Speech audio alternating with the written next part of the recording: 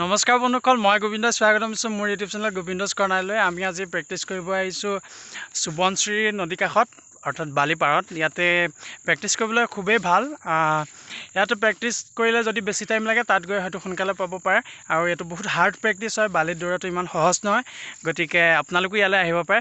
এটা সুন্দৰ পৰিৱেশ আপোনালোকে চাব পাৰে। আৰু মোৰ লগত আহিছে হিমাংশু আৰু মনচুম আহিছে। এয়া হিমাংশু, মনচুম অলপ আগত গ'ল বাইক লৈ, গতিকে আপোনালোকে ভিউটো চাব পাৰে ইয়াৰ।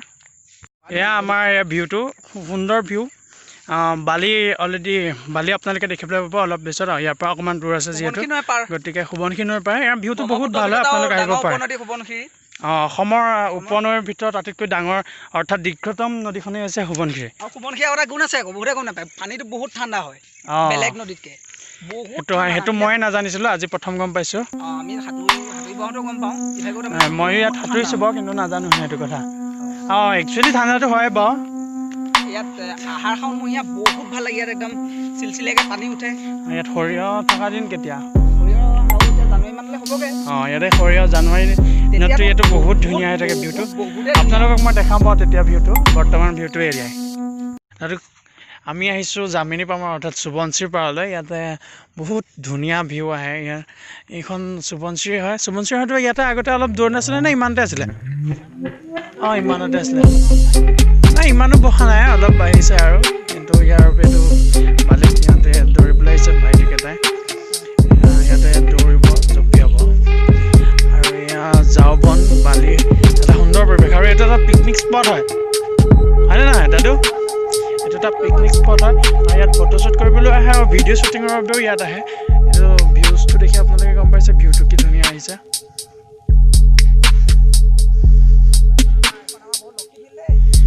বহুত লক্ষী ফিল্ড নে? ইয়াতে কিমানে এবাৰ আছাম পুলিচৰ প্ৰেক্টিছ কৰিছিলে, আৰু পাছটোতো চবেই কৰিলে চাগে, হয়নে নহয়?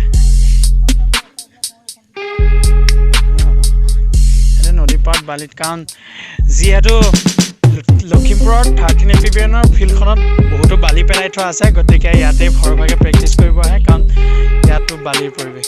ইয়াত যিখিনিয়ে পাছ কৰিব পাৰে তাত কোৱালিফাই হওক ভাল, তাতকৈ ইয়াতকৈ বেছি স্পীডত দৌৰিবহে পাৰিব, হয়নে নাই দাদু? দাদু কি ক'বা?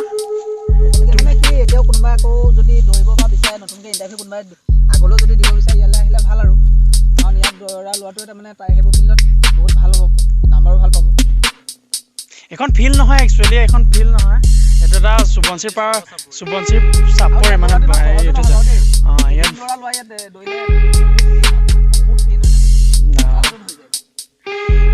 ইয়াত দৌৰিবলৈ হ'লে মানে তুমি বহুত দিন প্ৰেক্টিছ কৰিব লাগিব প্ৰথম কথা।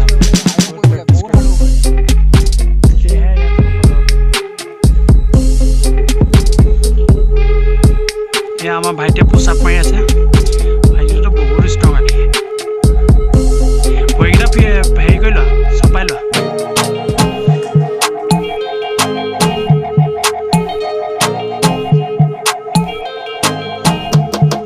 ঠিক আছে, প্ৰথমতে এতিয়া কাম এটা কৰা, ওৱান লেগ কৰা, কি ওৱান লেগে মাৰা। 27 মাৰি তুমি হেৰি কৰিব নোৱাৰা।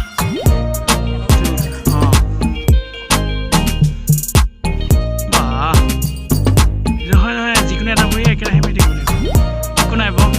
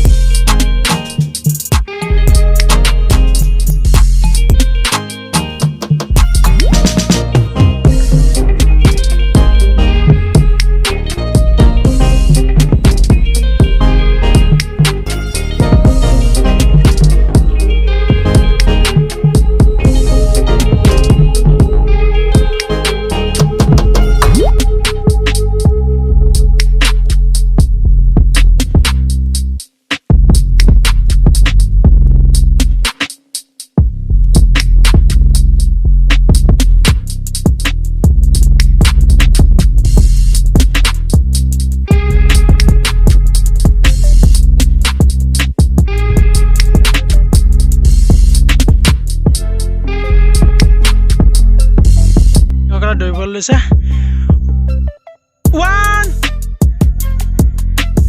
এটো কাৰোবাৰ পেনৰ প্ৰব্লেম হৈছে এটো দৌৰিব দিয়া 1 2 3 ইয়া মনসুমৰ দাদু দৌৰি আছে কোন ফাষ্ট হয় এতিয়া কাম অন মনসুম দাদু ইয়া গুড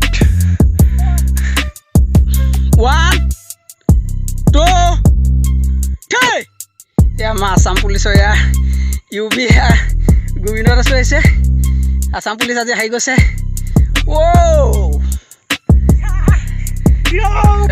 সমান সমান ইয়া গোবিন্দ আৰু দাদুৱে ৰানিং কৰি আছে 100 মিটাৰ চাওঁ বা কোন ফাৰ্ষ্ট হয় মা জো লগা এই ইয়া সমান সকলো দৌৰিব লৈছে 1 এটো কাৰোবাৰ পেনৰ প্ৰব্লেম হৈছে এটো দৌৰিব দিয়া 1 2 3 ইয়া মনসুমৰ দাদু দৌৰি আছে কোন ফাষ্ট হয় এতিয়া কাম অন মনসুম দাদু ইয়া গুড 1 2 3 या मा आसाम पुलिस या यूबी या गोविंद दास হৈছে आसाम पुलिस আজি হাই গৈছে ও সমান সমান ইয়া গোবিন্দ আৰু দাদুৱে ৰানিং কৰি আছে 100 মিটাৰ চাওঁ বা কোন ফাৰ্ষ্ট হয় মা জো লগা এই ইয়া সমান অৱস্থা কাইলৈ গৈছে দৌৰি জপিয়াই কালে কামাল দেখাই আছো পাৱাৰ মই কালে দেখাই আছো আজি আজি এটা হাৰমনিয়াম দিছে নোৱাৰিছে মই কিন্তু পাইছোঁ কাইলৈ ৰাতিপুৱা মোৰ ডিউটি আছে কাইলৈ মই আহিব নোৱাৰোঁ কৈ দিয়া চকু টিপিলে আমি পূৰা সৰিয়হ ফুল দেখি গৈছোঁ চকুৱে মৰিব পৰা নাই এয়া বহুত ধুনীয়া জেগা আপোনালোক আহিব পাৰে ইয়াত এনজয় কৰিবলৈ ইয়াত যিসকলে পুলিচ দিম বুলি ভাবিছে তেখেতসকলে ৰানিং প্ৰেক্টিছ কৰিবলৈ ইয়ালৈ আহিব পাৰে